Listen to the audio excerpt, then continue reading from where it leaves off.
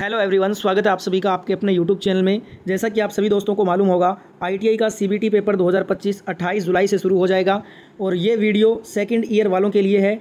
इस वीडियो में मैं आपको टॉप 50 MCQ क्वेश्चंस करवाऊंगा और पूरा वीडियो देखना है अगर आपको सेकंड ईयर एग्जाम इलेक्ट्रीशियन का अच्छे नंबर से पास करना है तो, क्योंकि 100% ये क्वेश्चन पेपर में पूछे जाएंगे। 28 जुलाई वाला पेपर बिल्कुल देखने वाले हैं इस वीडियो में। सेकेंड ईयर में अच्छे नंबर से पास करना है इलेक्ट्रीशियन का एग्जाम, तो ये 50 के 50 क्वेश्चन को घोल कर पी जाओ, सारे क्वेश्चन रट लेना, क्योंकि ये क्वेश्चन 100% आपके पेपर में पूछा जाएगा सीबीटी पेपर सेकेंड ईयर में। तो चलिए स्टार्ट करते हैं पेपर। क्वेश्चन पेपर आपके स्क्रीन पे आ गया है। उससे पहले जितने भी प्यारे दोस्त वीडियो देख रहे हो सभी से रिक्वेस्ट करूंगा, एक साथ वीडियो को लाइक कर दो और ज़्यादा से ज़्यादा इस वीडियो को शेयर जरूर करना अपने दोस्त की मदद करने के लिए। आपके जो भी दोस्त सेकंड ईयर में हैं उन सभी तक ये वीडियो दबा के शेयर कीजिएगा, सभी ग्रुप में ये वीडियो को दबा के शेयर करना। और अगर आप ITI की रोजाना वीडियो देखना चाहते हैं तो फटाफट से चैनल को सब्सक्राइब करने के बाद पास वाले नोटिफिकेशन आइकन को भी ऑन कर लीजिए रोजाना ITI की वीडियो देखने के लिए। स्टार्ट करते हैं पहला क्वेश्चन। एक भी क्वेश्चन को आपको स्किप नहीं करना है। 50 क्वेश्चन है, 50 के 50 क्वेश्चन को लास्ट तक देखना है। जो क्वेश्चन स्किप कर दोगे ना वही क्वेश्चन पेपर में आ जाएगा, बाद में पछताओगे, इसलिए 50 के 50 क्वेश्चन को पूरा देखिएगा। पहला क्वेश्चन क्या कह रहा है, इंडक्शन मोटर में रोटर की गति को क्या कहते हैं? What is the rotor speed in an induction motor called? Option है स्लिप गति, सिंक्रोनस गति, रोटेशनल गति या फिर मैकेनिकल गति। क्या होगा इसका आंसर? देखिए, इंडक्शन मोटर में जो रोटर की गति होती है उसको हम स्लिप स्पीड यानी कि स्लिप गति कहते हैं। ए नंबर ऑप्शन राइट हो जाएगा इस क्वेश्चन का। अगला क्वेश्चन देखिएगा, क्वेश्चन नंबर 2 क्या है, सिंक्रोनस गति का सूत्र क्या होता है? What is the formula of synchronous speed? तो सिंक्रोनस गति का सूत्र क्या हो जाएगा? बी नंबर ऑप्शन करेक्ट होगा। NS बराबर क्या हो जाएगा? NS बराबर 120 गुना F बटा में P। ये होता है आपका सिंक्रोनस गति का सूत्र। B number option right answer होगा। अगला क्वेश्चन देखिए, क्वेश्चन नंबर 3 क्या कह रहा है? क्वेश्चन नंबर 3 है कि स्टार्टर का मुख्य कार्य क्या होता है? What is the main function of A starter? Option देख लेते हैं। मोटर को बंद करता है, ओवरलोड से मोटर को बचाने का काम करता है, मोटर को शुरू करना और करंट को सीमित करने का काम करता है, या फिर गति बढ़ाना के काम करता है स्टार्टर। तो यहाँ पे 4 ऑप्शन में जो आपका राइट आंसर होगा वो होगा ऑप्शन नंबर सी। जो स्टार्टर का जो मेन काम होता है वो होता है कि मोटर को ये शुरू करना और बाद में करंट को सीमित करना, यही स्टार्टर का मेन फंक्शन है। सी नंबर ऑप्शन राइट हो जाएगा इस क्वेश्चन का। अगला क्वेश्चन देख लेते हैं। क्वेश्चन नंबर 4 है कि स्टार डेल्टा स्टार्टर में कौन से फेज कनेक्शन उपयोग होते हैं? Which phase connections are used in star delta starter? Option है स्टार से स्टार, डेल्टा से स्टार, या फिर स्टार से डेल्टा, या डेल्टा से स्टार। तो क्या हो जाएगा आंसर?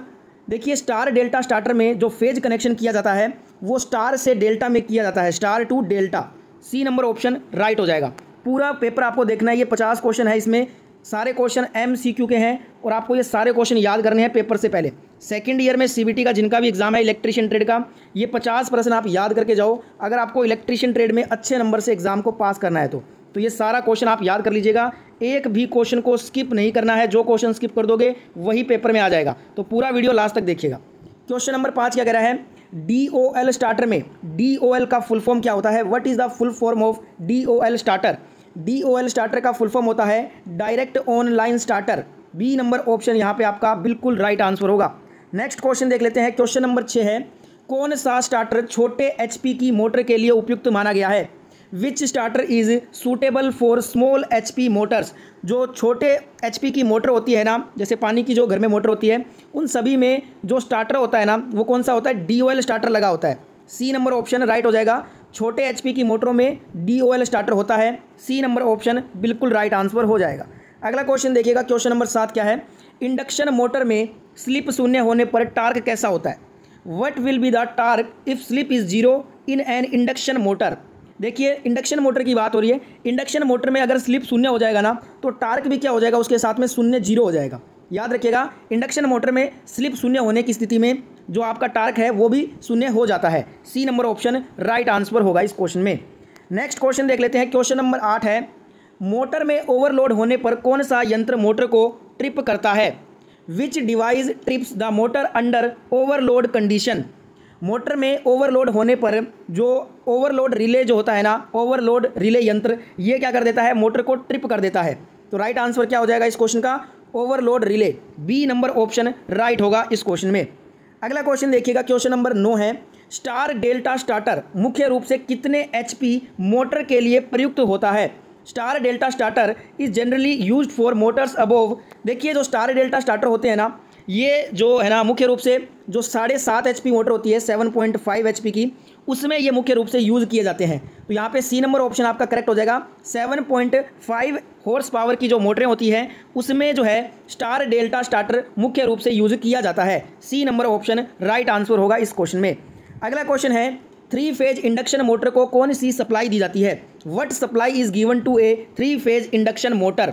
3 फेज इंडक्शन मोटर की बात कर लेना तो यहाँ पे इसको जो सप्लाई दी जाती है वो एक तो 3 फेज में ही होगी, क्योंकि यहाँ पे जो मोटर है वो 3 फेज है, तो इसकी सप्लाई जो है ना 3 फेज होगी और साथ में AC सप्लाई होगी, 3 phase AC supply. C number option right हो जाएगा इस क्वेश्चन का। अगला क्वेश्चन देखते हैं। अगला क्वेश्चन 11 नंबर क्वेश्चन क्या है? इंडक्शन मोटर में जो इंसुलेशन टेस्टिंग होती है वो किस यंत्र से की जाती है? Insulation testing of an induction motor is done by which instrument? अगर इंडक्शन मोटर में हमें इंसुलेशन टेस्ट करना है ना तो हम मेगर से करेंगे। किससे करेंगे? मेगर से। अब आपको पता होगा मेगर जो होता है ये हाई रेजिस्टेंस को मापने के लिए काम में लिया जाने वाला एक यंत्र है। मुख्य रूप से इसका हाई रेजिस्टेंस को मापने के काम में लिया जाता है। पर इंडक्शन मोटर में भी अगर हमें इंसुलेशन टेस्ट करना है ना तो हम मेगर का यूज़ करते हैं। ए नंबर ऑप्शन राइट हो जाएगा। अगला क्वेश्चन देख लेते हैं। क्वेश्चन नंबर 12 क्या होता है? AC मोटर का जो मेंटेनेंस करते समय सबसे पहला जो हमारा कदम होना चाहिए वो क्या होना चाहिए? What is done first while maintaining an AC motor? देखिए अगर हम कोई भी AC या DC कोई भी मोटर को अगर हम मेंटेन कर रहे हैं ना, सबसे पहला जो हमारा काम होगा वो होगा कि पावर सप्लाई को काटना है, डिसकनेक्ट पावर सप्लाई। ये एक बेसिक क्वेश्चन है, एग्जाम में आता है, ध्यान रखिएगा। बी नंबर ऑप्शन यहाँ पे करेक्ट हो जाएगा इस क्वेश्चन का। अगला क्वेश्चन देख लेते हैं। क्वेश्चन नंबर 13 क्या है? स्टार डेल्टा स्टार्टर की टेस्टिंग में कौन सा कंटैक्टर जो है वो चेक किया जाता है? देखिए which contactor is checked in testing of a star delta starter? आपको कॉन्टैक्टर का नाम बताना है जो कि स्टार डेल्टा स्टार्टर की टेस्टिंग में चेक होता है। तो देखिए star contactor, delta contactor, main contactor या फिर ऑल ऑफ दिस सभी। जो स्टार डेल्टा स्टार्टर की टेस्टिंग होती है उसमें तीनों ही कॉन्टैक्टर को चेक किया जाता है, स्टार को भी किया जाता है, डेल्टा को भी और मेन कॉन्टैक्टर। तो यहाँ पे राइट आंसर हो जाएगा ऑप्शन डी सभी। D number option right answer होगा इस क्वेश्चन का। बढ़ते हैं अगले क्वेश्चन की तरफ। अगला क्वेश्चन देख लेते हैं। क्वेश्चन कह रहा है कि मोटर में ओवर हीटिंग के प्रमुख कारण क्या हो सकते हैं? What are the main causes of overheating in a motor? क्या क्या कारण हो सकते हैं? ओवरलोड, वेंटिलेशन की कमी, इंसुलेशन फेलियर, उपरोक्त सभी। यहाँ पे आपका तीनों ही सही हो जाएगा। मोटर ओवर हीटिंग के जो प्रमुख कारण होते हैं वो ओवरलोड हो जाता है, ज़्यादा चल जाती है तब भी वो हीट हो जाएगी। वेंटिलेशन की कमी से भी हो सकता है, लैक ऑफ वेंटिलेशन, या फिर इंसुलेशन ही उसका फेल हो गया है तो वहाँ पे उस स्थिति में शॉर्ट सर्किट होगा, आपको मालूम होगा, तो भी क्या होगी? वो ओवर हीटिंग होगी। तो ये तीनों ही स्थिति बिल्कुल सही है, उपरोक्त सभी। डी नंबर ऑप्शन यहाँ पे करेक्ट आंसर हो जाएगा। अगला क्वेश्चन देख लेते हैं। क्वेश्चन नंबर 15 क्या कह रहा है? स्टार डेल्टा स्टार्टर में टाइमर का उपयोग किस लिए होता है? Timer in star delta starter is used for? किस लिए यूज होता है टाइमर? आपको बताना है स्टार डेल्टा स्टार्टर में। तो यहाँ पे मैं आपको बता दूं, जो मोटर की गति कम करने हेतु जो है ना, या फिर इसका आंसर हो जाएगा ऑप्शन नंबर बी। सी नहीं होगा, बी होगा इसका आंसर। स्टार से डेल्टा में अगर हमें स्विच करना है तो हम क्या करते हैं? टाइमर का यूज़ करते हैं। जो स्टार डेल्टा स्टार्टर में टाइमर लगा होता है ना, इसका यूज़ इसलिए होता है ताकि हम स्टार से डेल्टा में फिर से स्विच कर सकें। बी नंबर ऑप्शन यहाँ पे आपका क्या हो जाएगा? राइट आंसर हो जाएगा। नेक्स्ट यहाँ पे क्वेश्चन देख लेते हैं। क्वेश्चन नंबर 16 क्या है? AC मोटर में बेरिंग का कार्य क्या होता है? What is the function of bearing in AC motor? जो बेरिंग लगा होता है AC मोटर में उसका काम बताना है क्या होता है? तो ये घर्षण कम करने का काम करता है, टू रिड्यूस फ्रिक्शन, यानी कि फ्रिक्शन, घर्षण को अगर हमें कम करना है तो वो कौन कम करेगा? AC मोटर में जो बेरिंग लगा होता है वो घर्षण को कम करने का काम करता है। बी नंबर ऑप्शन यहाँ पे हमारा राइट आंसर हो जाएगा। अगला क्वेश्चन देख लेते हैं। मोटर में खराब इंसुलेशन की पहचान किस उपकरण से होती है? Faulty insulation in motor is detected by? जो खराब इंसुलेशन है ना वो मेगर से जांचा जाएगा। मैंने अभी आपको बताया था पीछे, मेगर जो है वो उच्च प्रतिरोध को मापने के लिए काम में लिया जाता है, साथ में इंसुलेशन को मापने के लिए। ठीक है, तो यहाँ पे बी नंबर ऑप्शन, अगर खराब मोटर में अगर खराब इंसुलेशन की पहचान करनी है तो हम मेगर से कर सकते हैं। तो बी नंबर ऑप्शन यहाँ पे राइट आंसर हो जाएगा। सारे प्रश्न आपको याद करना है, बार बार बोल रहा हूँ, 50 MCQ, 50 MCQ हैं ये, और ये सारे के सारे आपके ITI CBT ईयर, जो आपका इस सेकेंड ईयर CBT का एग्जाम होने वाला है इस साल, उसमें ये 50 के 50 क्वेश्चन छपेगा। आपको पूरा वीडियो लास्ट तक देखना है, एक भी क्वेश्चन को स्किप नहीं करना है। अगर आप क्वेश्चन स्किप करते हो तो वो क्वेश्चन एग्जाम में आ जाएगा, बाद में आप पछताओगे। इसलिए 50 के 50 MCQ रट लो और लास्ट में स्कोर बताना कि इस पेपर में 50 में से कितना सही किए हो आप। तो वो स्कोर मैं सभी का देखूंगा, और साथ में कमेंट करते रहिए क्वेश्चन के आंसर, इससे क्वेश्चन जल्दी याद होते हैं। क्वेश्चन अगला देखिएगा। क्वेश्चन 18 क्या है? AC मोटर में कौन सा भाग रोटेट करता है? Which part rotates in an AC motor? Option है स्टेटर, रोटर, ब्रश या कम्यूटेटर। अब यहाँ पे देखिएगा, जो AC मोटर में जो रोटेट करने वाला भाग है ना वो रोटर होता है। तो यहाँ पे राइट आंसर क्या हो जाएगा हमारा? B number option rotor right answer हो जाएगा। अगला क्वेश्चन क्या कह रहा है? DOL स्टार्टर में कौन सा सुरक्षा यंत्र होता है? विच protection device is present in DOL starter? Option है फ्यूज, ओवरलोड रिले, टाइमर या सभी। तो यहाँ पे आपका राइट आंसर क्या हो जाएगा? बी नंबर ऑप्शन राइट हो जाएगा, ओवरलोड रिले। उपरोक्त सभी मत कर देना, गलत हो जाएगा। यहाँ पे जो आपका DOL स्टार्टर है इसमें जो सुरक्षा यंत्र लगा होता है वो ओवरलोड रिले होता है। B number option correct answer हो जाएगा इस क्वेश्चन में। अगला क्वेश्चन देख लेते हैं। क्वेश्चन नंबर 20 क्या कह रहा है? मोटर टेस्टिंग के दौरान ओम मीटर से क्या जांचा जाता है? What is checked by ohm meter during motor testing? Motor testing के दौरान ओम मीटर से हम रजिस्टेंस को जांचते हैं। ठीक है, तो प्रतिरोध यहाँ पे आपका राइट आंसर हो जाएगा, सी नंबर ऑप्शन। ओम मीटर से प्रतिरोध मापा जाता है। ठीक है, अगला क्वेश्चन देख लेते हैं। क्वेश्चन नंबर 21 है, डीसी मोटर में स्पार्किंग रोकने के लिए कौन सा उपकरण उपयोग होता है? Which device is used to prevent sparking in DC motor? इसके ऑप्शन देखते हैं, ब्रश, इंटरपोल, कम्यूटेटर या फिर आर्मेचर। स्पार्किंग रोकना है तो कौन सा उपकरण उपयोग करेंगे? ब्रश मत कर दीजिएगा, गलत हो जाएगा। इसका आंसर होगा इंटरपोल। डीसी मोटर में स्पार्किंग रोकने के लिए हम इंटरपोल लगाते हैं। बी नंबर ऑप्शन करेक्ट हो जाएगा। कम्यूटेटर आपको पता है धारा की दिशा चेंज करने के लिए होता है। अगला यहाँ पे क्वेश्चन देख लेते हैं। अगला क्वेश्चन क्या है? Question number 22, DC motor start करने के लिए मुख्य कारण क्या है कि स्टार्टर आवश्यक होता है? Why is starter necessary to start DC motor? आपको बताना है कि डीसी मोटर स्टार्ट करने के लिए मुख्य कारण बताना है कि जिससे कि स्टार्टर लगाना जरूरी है। तो देखिए स्टार्टर क्या करेगा डीसी मोटर में, ये हाई स्टार्टिंग करंट सीमित करने के लिए, क्योंकि शुरुआत में जब डीसी मोटर शुरुआत होती है तो उसमें जो करंट होता है वो बहुत ज़्यादा होता है, तो उसको कंट्रोल करने के लिए ना हमें स्टार्टर लगाना होता है। इसलिए यहाँ पे आपका राइट आंसर हो जाएगा बी, हाई स्टार्टिंग करंट को सीमित करने के लिए, to limit high starting current. B number option right हो जाएगा। अगला क्वेश्चन देख लेते हैं। क्वेश्चन नंबर 23 क्या है? डीसी शंट मोटर के स्टार्टर में कौन सा ओवरलोड सुरक्षा यंत्र होता है? Which overload protection device is present in DC shunt starter? अब यहाँ पे डीसी शंट मोटर के स्टार्टर में कौन सा ओवरलोड सुरक्षा है ये बताना है। तो देखिए इसमें भी आपका क्या लगा होगा? ओवरलोड रिलीज लगा होगा। ठीक है, तो यहाँ पे ओवरलोड रिलीज ये डीसी शंट मोटर के स्टार्टर में सुरक्षा यंत्र होता है ओवरलोड से बचाने के लिए। तो यहाँ पे सी नंबर ऑप्शन करेक्ट हो जाएगा। ठीक है, नेक्स्ट यहाँ पे क्वेश्चन देखिएगा। क्वेश्चन नंबर 24 क्या कह रहा है? क्वेश्चन है कि कम्यूटेटर का कार्य क्या होता है? What is the function of commutator?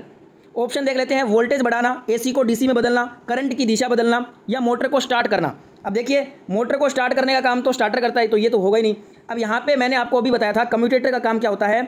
Motor के अंदर करंट जो फ्लो हुआ है, करंट जो बना है उसकी दिशा को ये चेंज करता है, करंट की दिशा को बदलना, टू रिवर्स करंट डायरेक्शन। यहाँ पे राइट आंसर हो जाएगा ऑप्शन सी, कम्यूटेटर का काम होता है करंट की दिशा को बदलना। अगला क्वेश्चन देख लेते हैं। अगला क्वेश्चन है क्वेश्चन नंबर 25, डीसी मोटर में ब्रश किससे बनते हैं? Brushes in DC motor are made of.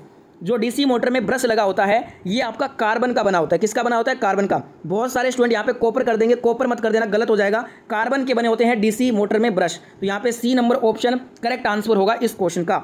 Next question देख लेते हैं एक बार। अगला क्वेश्चन है कि डीसी मोटर में आर्मेचर वाइंडिंग का परीक्षण किस यंत्र से होता है? Armature winding of DC motor is tested by. तो यहाँ पे डीसी मोटर में जो आर्मेचर वाइंडिंग का जो परीक्षण होगा ना ये किससे होगा? मेगर मत करना, मेगर गलत हो जाएगा। ये होता है ग्रोवलर से। ग्रोवलर जो यंत्र होता है इसके द्वारा डीसी मोटर में आर्मेचर वाइंडिंग का परीक्षण किया जाता है। बी नंबर ऑप्शन यहाँ पे आपका राइट आंसर हो जाएगा। नेक्स्ट क्वेश्चन देखते हैं। क्वेश्चन नंबर 27 क्या कह रहा है? 3 पॉइंट स्टार्टर का मुख्य कार्य क्या होता है? Main function of 3 point starter is. Option है ये स्पीड कंट्रोल करता है, ओवर हीटिंग रोकना, स्टार्टिंग करंट सीमित करना या करंट की दिशा को बदलना। देखिए जब भी आपको स्टार्टर, चाहे वो 3 पॉइंट हो या कोई सा भी स्टार्टर हो, उसका मेन फंक्शन पूछ लेना तो आपको एक ही आंसर करना है, ये स्टार्टिंग करंट को सीमित करता है। क्योंकि मैंने आपको बताया था डीसी मशीन जो डीसी मोटर होती है जब वो स्टार्ट होती है तो उसका करंट जो है वो स्टार्टिंग करंट बहुत ज़्यादा होता है, तो उसको कंट्रोल करना जरूरी है। ठीक है, तो कंट्रोल करना ही ये स्टार्टर का मुख्य कार्य है। तो यहाँ पे C number option 3 point starter का मेन कार्य क्या है? स्टार्टिंग करंट सीमित करना, to limit starting current. C number option यहाँ पे आपका राइट आंसर हो जाएगा इस क्वेश्चन का। अगला क्वेश्चन देख लेते हैं। अगला क्वेश्चन है डीसी मोटर में नो वोल्ट कोइल ये किसके लिए होती है? No volt coil in DC motor is used for. किसके लिए होती है ये आपको बताना है। ऑप्शन देख लेते हैं एक बार। ओवरलोड सुरक्षा से बचाने के लिए, वोल्टेज कंट्रोल करने के लिए या फिर सप्लाई फेल होने पर मोटर बंद करने के लिए या स्पीड बढ़ाने हेतु। तो इसका आंसर क्या हो जाएगा? ऑप्शन सी हो जाएगा। जो नो वोल्ट कोइल लगी होती है डीसी मोटर में ये क्या करती है? सप्लाई फेल होने पर मोटर को बंद कर देती है। अगर मान लीजिए सप्लाई अगर वो फेल हो गई है कोई भी कारणवश तो ये क्या करेगी? तुरंत उस मोटर को बंद कर देगी। ठीक है, तो यहाँ पे सी नंबर ऑप्शन आपका राइट आंसर हो जाएगा। नेक्स्ट यहाँ पे क्वेश्चन देख लेते हैं। क्वेश्चन नंबर 29 क्या कह रहा है? डीसी मोटर का ओपन सर्किट टेस्ट किसके लिए किया जाता है? Open circuit test of DC motor is done for. Option क्या क्या है यहाँ पे, इंसुलेशन टेस्टिंग के लिए, पावर लॉस पता करने के लिए, आर्मेचर टेस्टिंग के लिए, या फिर नो लोड करंट मापने के लिए। डीसी मोटर का यहाँ पे ओपन सर्किट है। जैसे आपने ओपन सर्किट का नाम यहाँ पे देखा सुना होगा तो आपके दिमाग में आया होगा कि ओपन सर्किट कब होता है, जब करंट नहीं बहेगा, करंट ही नहीं चलेगा। तो उसके लिए हम कौन सा टेस्ट करेंगे डीसी मोटर के अंदर कि करंट क्यों नहीं फ्लो हो रहा है, इसके लिए हम ओपन सर्किट टेस्ट करते हैं। तो यहाँ पे राइट आंसर क्या हो जाएगा, नो लोड करंट को मापने हेतु, to measure no load current, क्योंकि करंट नहीं होगा तो वो क्या होगा, एक ओपन सर्किट टेस्ट के द्वारा हम उसका पता लगाएंगे। तो यहाँ पे डी नंबर ऑप्शन यहाँ पे राइट आंसर हो जाएगा इस क्वेश्चन का। ठीक है, अगला क्वेश्चन देख लेते हैं। नेक्स्ट यहाँ पे क्वेश्चन है कि डीसी मोटर का मेंटेनेंस करते समय सबसे पहले क्या करना चाहिए, what should be done first while maintaining DC motor. तो यहाँ पे सबसे पहले तो आपको पावर सप्लाई को ही काटना है, डिस्कनेक्ट पावर सप्लाई, ये सबसे पहला काम होता है। चाहे आप डीसी मोटर को मेंटेन करें या एसी मोटर को मेंटेन करें या आप ट्रांसफॉर्मर को मेंटेन करें, इसमें आपको पावर सप्लाई को काटना सबसे पहला हमारा ये काम है। तो बी नंबर ऑप्शन यहाँ पे राइट आंसर हो जाएगा। आपके लिए इतना मेहनत कर रहे हैं तो सभी प्यारे दोस्तों से रिक्वेस्ट करूंगा, जितने भी प्यारे दोस्त वीडियो देख रहे हो सभी एक साथ इस वीडियो को लाइक कर दीजिएगा और इस पेपर को आपको अपने साथियों तक पहुंचाना है। आपके जो भी दोस्त सेकंड ईयर में है ना, सभी तक ये वीडियो दबा के शेयर कीजिएगा। जितने भी आपके ग्रुप्स हैं सभी में इसको वीडियो को फैला दीजिए, शेयर कर दीजिएगा। और अगर आप ITI की रोजाना फर्स्ट ईयर और सेकेंड ईयर की रोजाना वीडियो देखना चाहते हैं तो फटाफट से इस चैनल को आप सब्सक्राइब करके पास वाले नोटिफिकेशन को जो बेल है उसको भी ऑन कर लीजिएगा। अगला क्वेश्चन देख लेते हैं। क्वेश्चन नंबर 31 क्या कह रहा है कि डीसी मशीन डिजाइन करते समय कौन सी दक्षता जो है वो मुख्य रूप से देखी जाती है। Which efficiency is primarily considered while designing a DC machine. तो डीसी मशीन को अगर डिज़ाइन करते समय जो उसकी दक्षता जो है ना मुख्य रूप से क्या देखी जाती है, इलेक्ट्रिकल दक्षता, इलेक्ट्रिकल एफिशिएंसी कितनी है इसकी वो देखी जाती है मुख्य रूप से। तो यहाँ पे बी नंबर ऑप्शन करेक्ट हो जाएगा इस क्वेश्चन में। अगला क्वेश्चन देख लेते हैं। क्वेश्चन नंबर 32 क्या कह रहा है, डीसी मशीन के डिज़ाइन में कौन सा भाग करंट को दिशा जो है वो बदलता है। Which part reverses the direction of current in DC machine. अब मैंने आपको पीछे बताया था कि जो डीसी मशीन के अंदर जो करंट फ्लो हुआ है ना, जो करंट बना है उसकी दिशा डायरेक्शन को चेंज करने का काम किसका होता है, उसमें लगा कम्यूटेटर का। तो कम्यूटेटर आपका करेक्ट हो जाएगा सी नंबर ऑप्शन।